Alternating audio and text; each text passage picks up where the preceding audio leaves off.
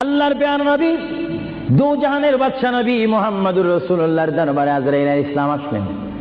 এবার আজরাইল এসে সালাম দিচ্ছে। আমার ভাইরা বলুন, আসসালাতু ওয়াসসালামু আলাইকা ইয়া রাসূলুল্লাহ।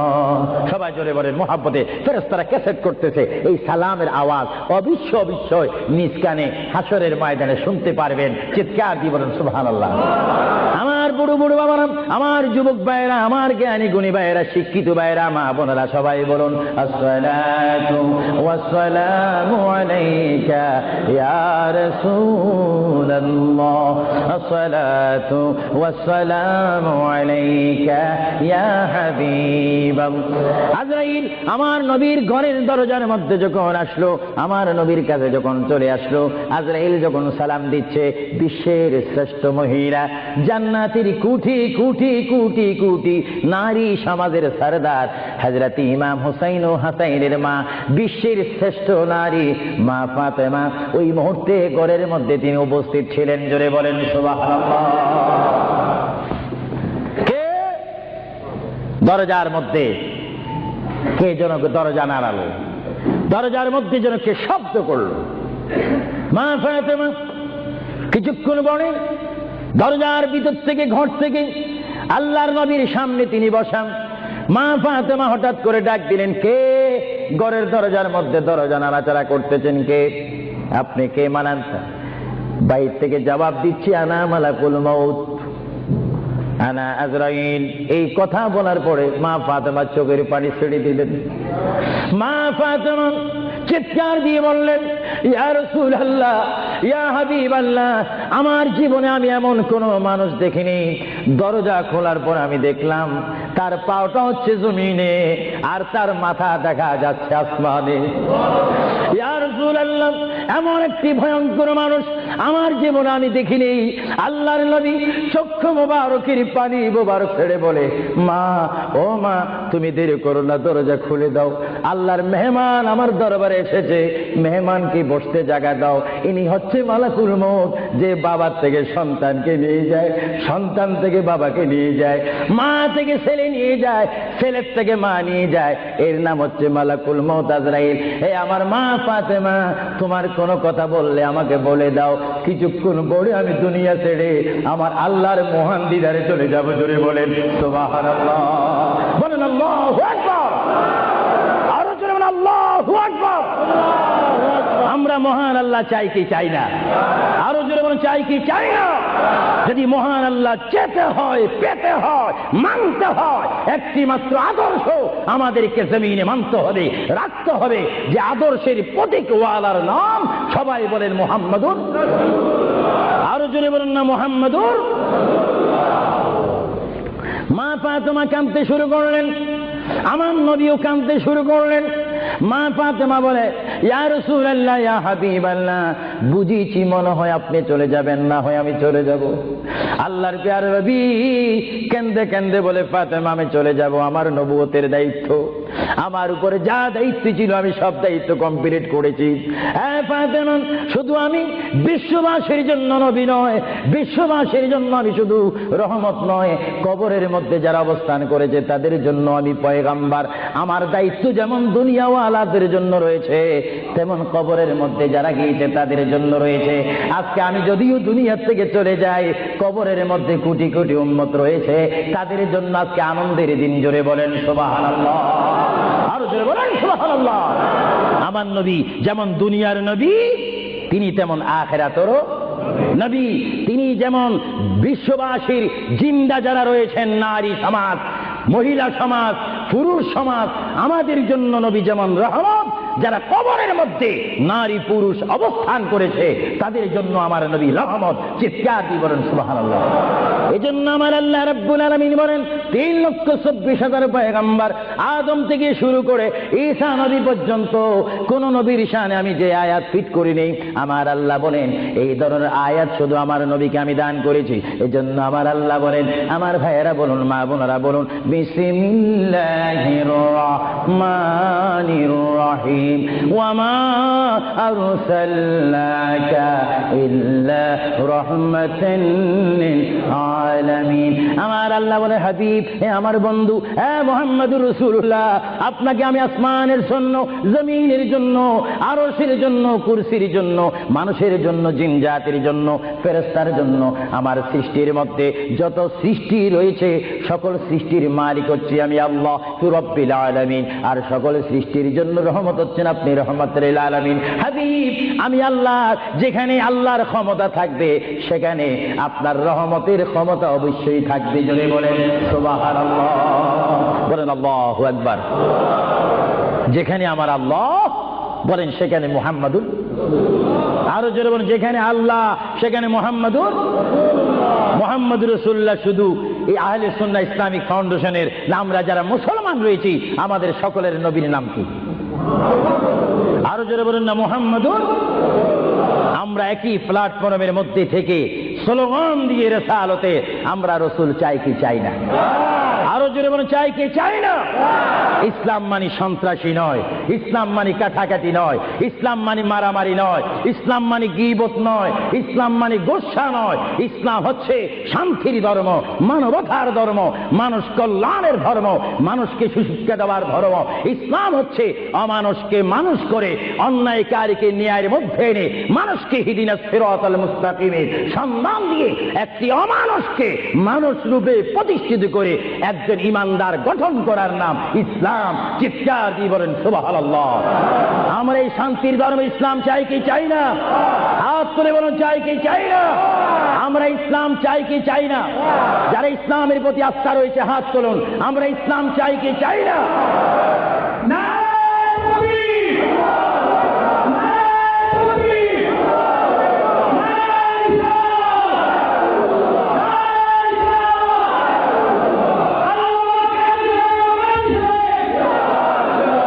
প্রিয় ভাইয়েরা আমার মুহাম্মদ রাসূলুল্লাহর দরবারে মালাকুল মউত অবস্থান করেছেন উপস্থিত হয়েছেন এসে গেল আল্লাহর প্রিয় নবী মুহাম্মদ রাসূলুল্লাহ সাল্লাল্লাহু আলাইহি ওয়াসাল্লাম মা ফাতেমাকে ডাক দিয়ে বলে হে আমার কন্যা ফাতেমা তোমাকে আমি জানিয়ে দিতে চাই আমার আর বেশি সময় নেই তোমার যদি কোনো কথা থাকে তুমি আমাকে বলে দাও আমি তোমার কথাগুলো শুনবো মা ফাতেমা ইয়া রাসূলুল্লাহ বলে একটা চিৎকার মেরে ঘর থেকে বাইর হয়ে মসজিদে নববীর সামনে চলে গেল মা ফাতেমা সেখানে গিয়ে দেখে ইমাম হাসান হোসেন খেলাধুলা করতেছে মা তার সন্তানকে ডাক দিচ্ছে হাসান আর হুসাইন তোমরা বুঝি এখানে তোমরা খেলাধুলা করতেছো আমার বাবা বিশ্বনবী মুহাম্মদুর রাসূলুল্লাহ সাল্লাল্লাহু আলাইহি ওয়াসাল্লাম দুনিয়া থেকে চলে যাচ্ছে তোমাদের যদি কিছু চাওয়ার থাকে পাওয়ার থাকে তোমরা আমার বাবার কাছে চলে যাও আল্লাহ হাবিবের নাতি ইমাম হাসান হোসেন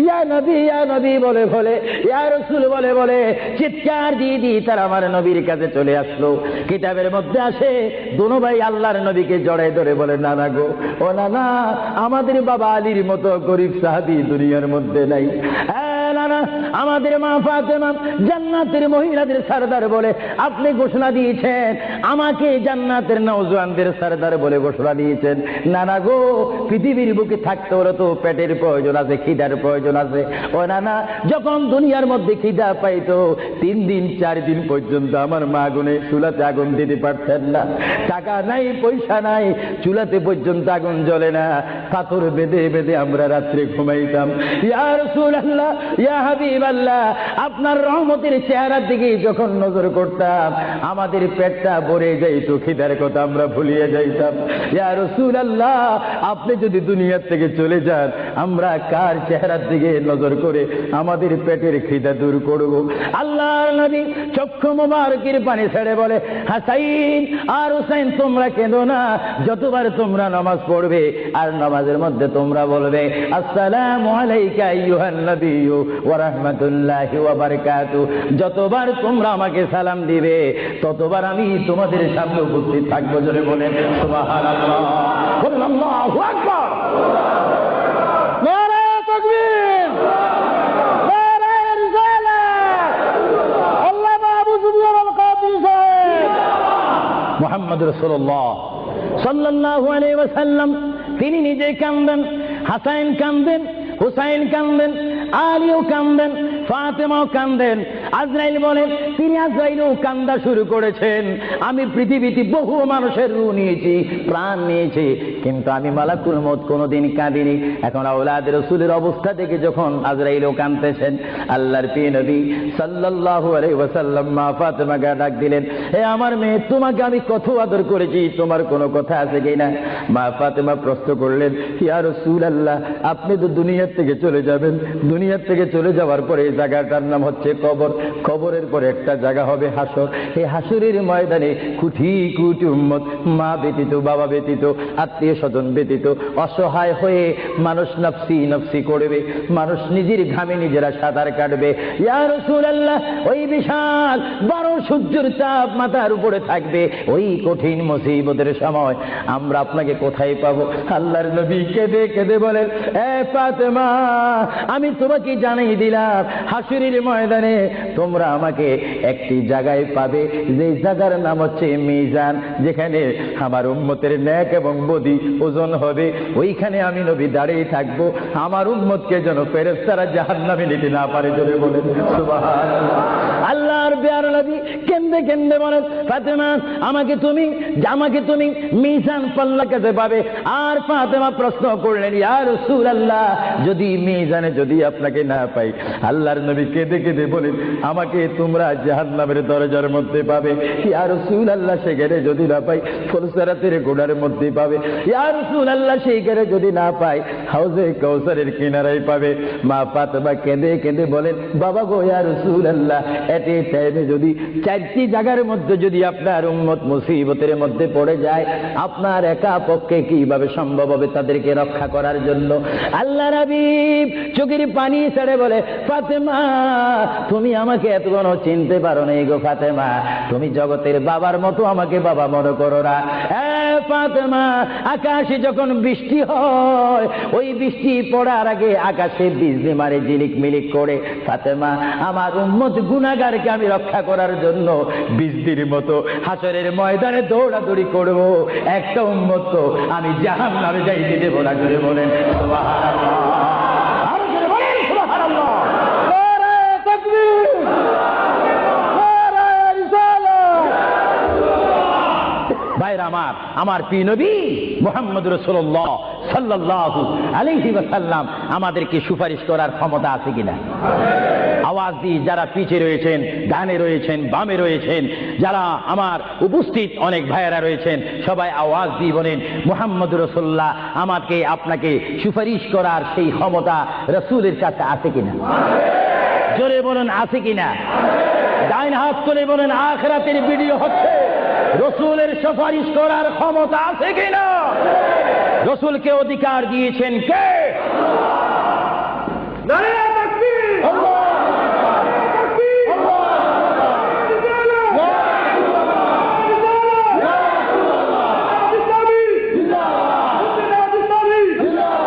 আল্লাহর প্রিয় নবী, দু জাহানের বাদশা নবী মুহাম্মদুর রাসূলুল্লাহ সাল্লাল্লাহু আলাইহি ওয়াসাল্লাম, তিনি কেমন নবী? আল্লাহর প্যারা নবী, দু জাহানের বাদশা নবীকে তিনি ফাতেমার সাথে এই কথাগুলা বললেন। এই জন্য আমার ভাইয়েরা, যারা জ্ঞানী গুণী ভাইয়েরা রয়েছেন, জীবন পেয়েছি, জীবনটা পাওয়ার আগে মায়ের পেটের মধ্যে ছিলাম, মায়ের পেটে আসার আগে আমরা রুহ জগতের মধ্যে ছিলাম, রুহ জগতে আসার আগে আমরা কুদরতের মধ্যে ছিলাম। ভাইয়েরা, আমার প্রথম ছিলাম কুদরতের মধ্যে, তারপর আমি আপনি এসেছি আলমে আরওয়াহ রুহ জগতের মধ্যে, তারপরে বাবা এবং মায়ের মাধ্যমে আমরা এসেছি মায়ের পেটের মধ্যে। মার পেটকে আমরা বিশাল পৃথিবী মনে করেছিলাম, মায়ের পেট থেকে আমরা আসলাম ধরার বুকে জমিনের মধ্যে, আবার জমিন থেকে আমরা চলে যাব কবরের মধ্যে, কবরের মধ্য থেকে আমরা উঠবো হাসরের ময়দানে। হাসরের ময়দান কঠিন ময়দান হবে, যেই ময়দান নাম হাসরের ময়দান, যে ময়দানে 12টি সূর্যের তাপ এক মোড়ম হাতের উপরে থাকবে, নিজেরা নিজের গামে সাঁতার করবেন, ইয়া নাফসি বলে বলে আমরা চিৎকার মারবো। সেই হাসরের ময়দানে, কঠিন মুসিবতের ময়দানে 50,000 বছর আপনাকে আমাকে অবস্থান করতে হবে। আর সেই কঠিন হাসরের ময়দানে আমার নবী নিজেই হাদিস শরীফের মধ্যে বলেন, শাফাআতি লিআহলিল কাবাইর মিন উম্মতি। আল্লাহর প্যারা নবী হাদিস শরীফের মধ্যে বলেন, ওই ধরনের ওই শ্রেণীর উম্মতের জন্য আমার সুপারিশের দরজা খোলা থাকবে যেই সমস্ত উম্মত আল্লাহর জমিনে গুনাহ করেছে, গুনাহ করার পরে আমার আল্লাহ ক্ষমা করেনি, বান্দা কাঁদার মতো কেঁদেছে, তারপর আল্লাহর দয়া হয়নি, ওই হাসরের ময়দানে উম্মতের চেহারা দেখে দেখে আমি নবী তাদের ডাইন হাত ধরে ধরে আমি সুপারিশ করে করে আমার মহান আল্লাহর গোসাকে পানি করে আমার উম্মতগুলিকে আমি জান্নাতে পৌঁছাই দেব। জোরে বলেন সুবহানাল্লাহ, বলেন ইয়া রাসূলুল্লাহ, আরো জোরে বলুন না ইয়া রাসূলুল্লাহ। আমরা ইয়া রাসূলুল্লাহ শুধু আওয়াজ দিতে চাই না, আমরা বাস্তবে কবরে হাসরে মিজানে আমরা নবী দেখতে চাই কি চাই না? সেই নবী দেখতে হলে আমাদেরকে নবীর সৈনিক হতে হবে কি হবে না? আমার নবী আপনাকে আমাকে সুপারিশ করবেন, এটা আবু সুফিয়ান আল কাদিরীর ইচ্ছা নয়। কেউ যদি মনে করেন এই কথার মধ্যে শিরকের ঘ্রাণ রয়েছে, নবীর সুপারিশ করার অধিকার নাই। নবীর সুপারিশ অস্বীকার করে কারা? যাদের মধ্যে ঈমান থাকে না তারা, আর যাদের মধ্যে কলমা শরীরের কিঞ্চিত স্পিরিট রয়েছে, লা ইলাহা ইল্লাল্লাহর জজবা রয়েছে, মুহাম্মদ রাসূলুল্লাহর মুহাব্বত রয়েছে, তারা নবীর সুপারিশ চাই কি চাই না? আরো জোরে বলুন চাই কি চাই না? নবীর সুপারিশ পাইতে হলে কি সবাই কি টাইটেল পাস করতে হবে নাকি? নবী বলেন শাফাআতি লিআহলিল কাবাইরে মিন উম্মতি, আমার গুনাহগার উম্মত যাদের অন্তরে আমার প্রেম ভালোবাসা রয়েছে, আমি রাসূল পাখির মতো উড়িয়ে উড়িয়ে হাসরের ময়দানে আমার উম্মতগুলিকে আমি ডান হাতে ধরে ফুলসিরাত না দেখে মতো তাদেরকে আমি জান্নাতে পৌঁছাই দেব। বলেন না সুবহানাল্লাহ। এই ক্ষমতা রাসূলুল্লাহকে দিয়েছেন কে? আরো জোরে বলুন কে? এবার আমার নবী মালাকুল মউত আজরাইলকে ডাক দিলেন, মালাকুল মউত আজরাইল, তুমি তোমার কাজ করতে পারো। আজরাইল ইসলাম বলে, ইয়া রাসূলুল্লাহ দেখেন আমার নবীর মউত কি রকম। আজকে অনেকে বলেন নবীর মরে গিয়েছে, ভালো কথা তারা জানেন না বলে এই কথা বলেন। আমি ভাই ফিতনা চাই না, ঝগড়া চাই না, কাটাকাটি চাই না, কিন্তু কেউ যদি কাউকে গালি দেয়, কিন্তু গালির যদি কিছু জবাব দেওয়া না হয় তাহলে গালিটা সত্য হয়ে যায়। এর জন্য মাঝে মাঝে আমি কিছু বলি, কিন্তু ঝগড়া করা আমাদের ইসলামের দায়িত্ব নয়। আমাদের ইসলামিক দায়িত্ব হচ্ছে কু আনফুসাকুম ওয়া আহলিকুম নারা। আল্লাহ বলে, বান্দারে তুমি নিজেই জাহান্নামের আগুন থেকে বাঁচো, তোমার আহলকে, তোমার জাতিকে, তোমার দেশকে বাঁচাও। তুমি নিজেই জাহান্নামের আগুন পছন্দ করো না, কেউ যাক সেটাও পছন্দ করো না, নিজেও জাহান্নাম থেকে মুক্তি পেয়ে জান্নাত অবস্থান করো, অপরকেও জান্নাতে যাওয়ার দাওয়াত দিয়ে দাও। জোরে বলেন সুবহানাল্লাহ। আমার বাবারা বলেন, আপনারা কি ঝগড়া চান না শান্তি চান? আরো একটু জোরে বলেন কি চান? এই শান্তির নাম ইসলাম। আরো জোরে বলেন শান্তির নাম। যে ইসলাম বুঝে না সে নিজে অশান্তি ভোগ করতেছে। আমি দোয়া করি বারে গায়ের দরবারে বাংলাদেশ থেকে প্রবাসী জিন্দেগির মধ্যে মুসাফির হিসাবে প্রতি বছর আমি লন্ডনের জমিনে আসি, প্রতি বছর আমি আহলে সুন্নাত ওয়াল জামাতের দাওয়াতে আসি, প্রতি বছর আহলে সুন্নাহ ইসলামিক ফাউন্ডেশনের দাওয়াতে আমি আসি। আমি মুসাফির হিসাবে আপনাদেরকে আহ্বান জানাতে চাই, দোয়া করতে চাই, দাওয়াত দিতে চাই। ওই পথে আমাদের আন্দোলন, ওই পথে আমাদের অবস্থান, ওই পথে আমরা থাকবো, ওই পথে আমাদের রাত যাবে, ওই পথে আমাদের দিন যাবে, ওই পথে আমাদের সকাল শেষ হবে, ওই পথে আমাদের সন্ধ্যা শেষ হবে। যে পথের মধ্যে রয়েছে সবাই বলেন মুহাম্মাদুর। আরো জোরে বলুন না মুহাম্মাদুর। আমার সাথে কি আপনারা একমত না দুই মত? একমত যদি একটু হাত তোলেন। আমরা রাসূলুল্লাহর পথ ও মত চাই কি চাই না? আরো জোরে চাই কি চাই না? আল্লাহ তুমি আমাদেরকে হেদায়েত নসিব করো, চিৎকার দিয়ে বলুন আমিন। আরো জোরে বলুন আমিন। এ ভাইরা আমার, আল্লাহ রাব্বুল আলামিনের প্রিয় নবী মুহাম্মদুর রাসূলুল্লাহ সাল্লাল্লাহু আলাইহি ওয়াসাল্লাম আজরাইলকে বললেন, আজরাইল এবার তোমার কাজ তুমি করো। আজরাইল বলে, হুজুর আমি ততক্ষণ পর্যন্ত কাজ করব না যতক্ষণ পর্যন্ত আপনি ইজাজত না দিবেন। সুবহানাল্লাহ বলেন। কি চাচ্ছেন? ইজাজত, হুকুম চাচ্ছেন। হুজুর আপনি যদি হুকুম না করেন আপনার প্রাণটি নেওয়ার ক্ষমতা আমার নেই। মহান আল্লাহ রাব্বুল আলামিন আমাকে আপনার দরবারের আদব শিক্ষা দিয়েছে, আপনাকে যদি কবরে যেতে হয় আর সেখান থেকে যদি হাসর উঠতে হয়, অবশ্যই আমি যেন আপনার থেকে হুকুম নিই, এজাজত নিই। যদি হুকুম এজাজত না নিয়ে যদি প্রাণটা নিয়ে যাই তাহলে আমার ক্ষমতা আল্লাহ চিনিয়ে নেবেন। চিৎকার দিয়ে বলেন সুবহানাল্লাহ। আল্লাহর প্রিয় নবী চক্ষু মোবারকের পানি মোবারক ছাড়লেন। ভাইয়ের আমার, পৃথিবীর কোন মানুষ ইমান নিয়ে মরে যদি তার মুখে কলমা থাকে, জোরে বলুন কি থাকে? কলমাটা আপনারা সবাই বলুন, লা ইলাহা ইল্লাল্লাহ, জোরে লা ইলাহা লা ইলাহা ইল্লাল্লাহু মুহাম্মাদুর রাসূলুল্লাহ। ইমানের টাইমে যেমন আল্লাহর নাম আপনার মুখে আসতে হবে, পুরুষ বলেন আর মা বোনেরা বলেন, প্রত্যেকের মুখে যেমন মৃত্যুর টাইমে আল্লাহর নাম আসতে হবে, তেমনি ভাবে সঙ্গে সঙ্গে নবীর নামও আসতে হবে কি হবে না? নবীর নাম বাদ দিয়ে কলমা পড়া হবে না। আল্লাহর প্যারা নবী, দো জাহানের বাচ্চা নবী, তিনি ইন্তেকাল, তার মৃত্যু হবে, তিনি দুনিয়ার থেকে চলে যাচ্ছেন, তিনি কোন কলমা পড়েছেন? আল্লাহর প্যারা নবী দুনিয়ার থেকে চলে যাওয়ার টাইমে তিনি এই কলমা পড়েছেন, এই কথা বলেছেন। আমার ভাইয়েরা বলুন, রব্বি হাবিলি উম্মতি, রব্বি হাবিলি উম্মতি। আল্লাহ, আমি এখন পৃথিবীর থেকে চলে যাব, যাওয়ার টাইমও তোমাকে ডাক দিচ্ছি, রব্বি, হে আমার রব, রব্বি, হে আমার আল্লাহ, হাবিলি উম্মতি, তোমার কাছে আর কিচ্ছু চাই না, আমার উম্মতগুলাকে মাফ করে আমাকে দিয়ে দাও। জোরে বলেন সুবহানাল্লাহ, বলেন আল্লাহু আকবার। কিন্তু মানুষ যখন কবরে যায় কলমা পড়তে হয় কি হয় না? ঈমান। কিন্তু আমার নবী যদি আমাদের মতো মানুষ হয়ে থাকেন, তিনি কাল কলমা পড়ে কবরে গিয়েছেন। প্রশ্ন বুঝতে কোনো কষ্ট হয়? আমরা তো কলমা পড়ি কোথায় যেতে চাই? কবর। জোরে বলুন, আমরা কি পড়তে হবে? কলমা শরীফ পড়ে অবশ্যই আমাদেরকে যেতে হবে কোথায়? কবরে। কিন্তু আমার নবী যদি আমাদের মতো মানুষ হয়ে থাকেন, তাহলে মুহাম্মদ রাসূলুল্লাহ কি কার কলমা পড়ে তিনি কবরে গিয়েছেন? আল্লাহর নবীর কলমা ছিল লা ইলাহা ইল্লাল্লাহু ইন্নী রাসূলুল্লাহ। চিৎকার দিয়ে বলেন সুবহানাল্লাহ।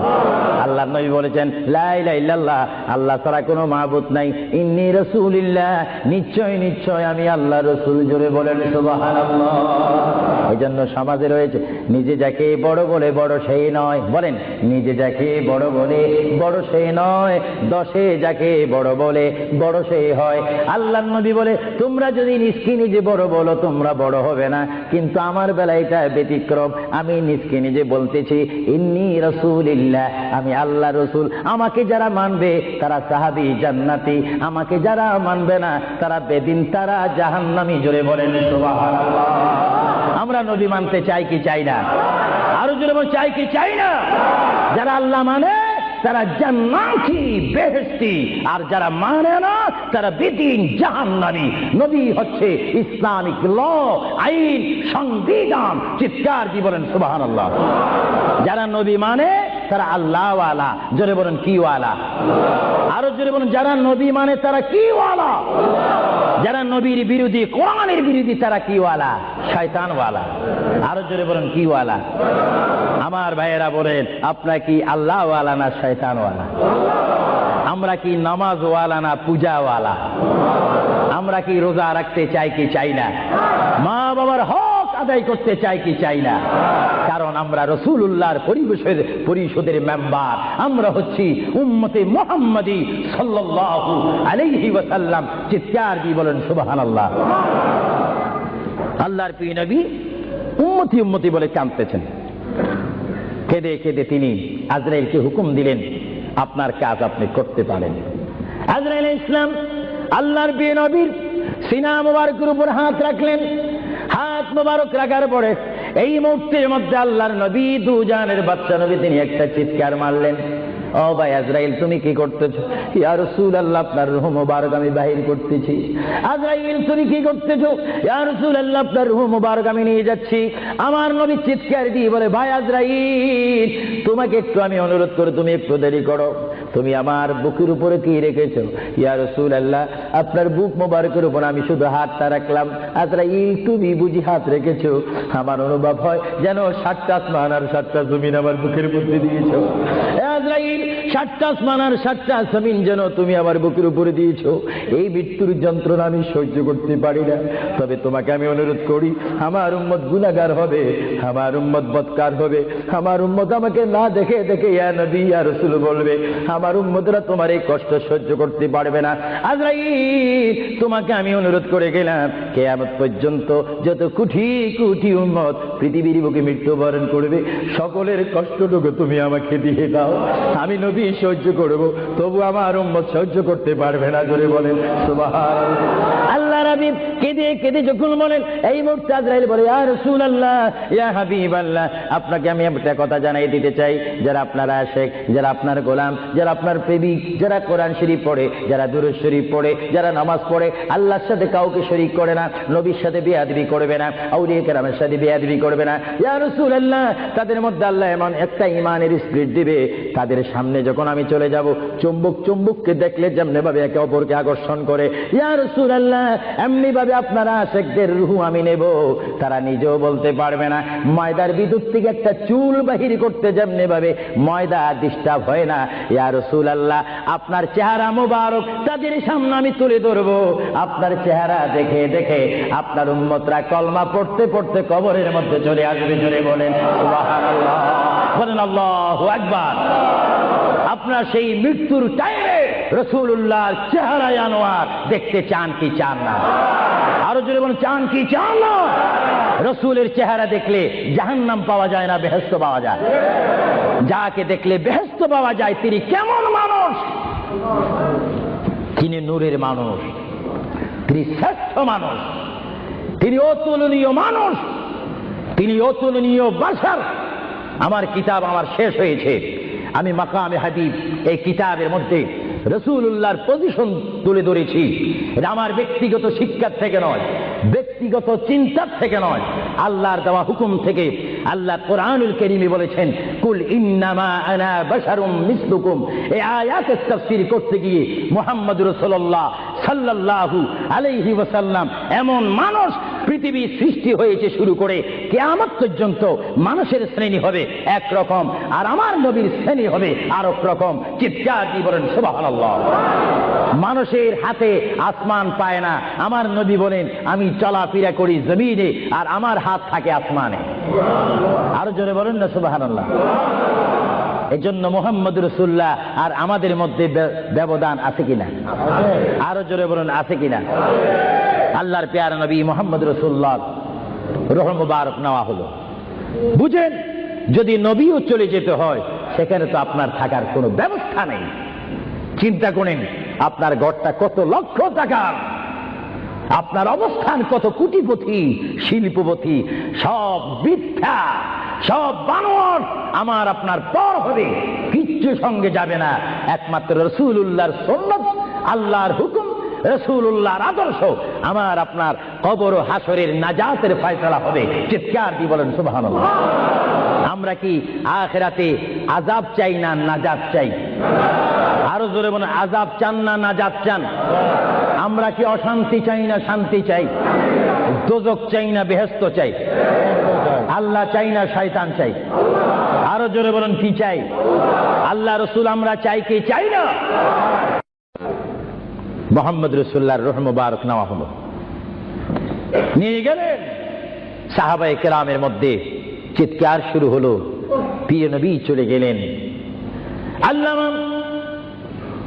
আল্লামা শেখ আব্দুল হক মুহাদ্দিস দেনবী মাদারিসুন নবুয়তের মধ্যে তিনি বলেন, বিশ্বের শ্রেষ্ঠতম ক্লাস নম্বর 1 মুহাদ্দিস, যার সিনার মধ্যে লক্ষ লক্ষ হাদিস মুখস্থ ছিল। তিনি মাদারিসুন নবুয়ত ফারসি কিতাবের মধ্যে তিনি লেখেন, মুহাম্মদ রাসূলুল্লাহর রূহ মুবারক যখন নেওয়া হলো, আল্লাহর পেয়ারা হাবিবের রূহ মুবারক নিয়ে আজরাইল প্রথম আসমানে চলে গেলেন। জোরে বলেন কোথায়? প্রথম আসমানে গেল, দ্বিতীয়, তৃতীয়, চতুর্থ, পঞ্চম, ষষ্ঠ, সপ্তম আসমানে যখন চলে গেল, ওই সপ্তম আসমানে যাওয়ার পরে আল্লাহ রাব্বুল আলামিন হাকামুল হাকিমিনের ওই পাঠানো আজরাইল তিনি চিৎকার দিলেন ফেরেশতাদের মহলের মধ্যে গিয়ে, ফেরেশতাদের কাছে গিয়ে তিনি একটা চিৎকার দিলেন, ফেরেশতারা তোমরা একটু আমাকে বিপদ থেকে রক্ষা করো। আমি জীবনে অনেক রূহ নিয়েছি, কিন্তু এমন একটা চিন্তা অনুভব করিনি মুহাম্মদ রাসূলুল্লাহ রূহ মুবারক আমার হাতের মধ্যে, এই রূহুর নূরের তাজাল্লি আমি সহ্য করতে পারছি না, তোমরা এই নূরটা একটু গ্রহণ করো। ফেরেশতারা জবাব দিচ্ছে, আজরাইল মুহাম্মদ রাসূলুল্লাহর রূহ মুবারক জায়গার মধ্যে এখানে কোনো জায়গা নাই। এইভাবে আজরাইল আরশ কুরসি লৌহ কলম সব জায়গার মধ্যে গেলেন, লাহুতে গেলেন, মালাকুতে গেলেন, রূহ মুবারক কোথাও রাখার জায়গা নাই।